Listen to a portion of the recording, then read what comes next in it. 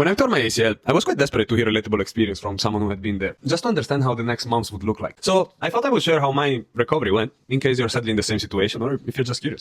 I snapped my ACL playing basketball in February 2023. Not even 1 second later, even before hitting the ground, I thought, damn, I broke everything, for sure. Then 1 hour later, I could somehow walk home, so I was like, okay, maybe it's just a scare. Next morning, my knee is like a balloon. I couldn't move it at all. I thought, okay, this is bad. Then 1 week later, to be fair, I was under A generous amount of opioids. I could walk, and I was thinking, okay, maybe they will just tell me rest 3 weeks and you're fine. Even the echography at that point was showing no tear somehow, so I was quite positive. Then 1 month after the injury, the MRI confirmed it. It was a full ACL tear, and the meniscus was broken too. So at this point, I visited a bunch of surgeons, and I decided to proceed with the one who showed the most empathy and knowledge. Surgery was scheduled then in June, 4 months after the injury. In July, I could walk again.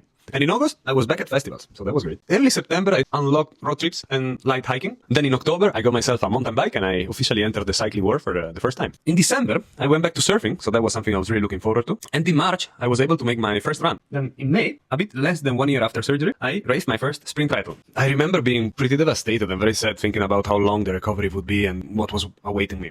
But looking back at it now, I'm almost grateful for that journey. After all, I would have never discovered all these passions otherwise. So if you're going through the same right now or something similar, hang in there. You'll get out of it even stronger.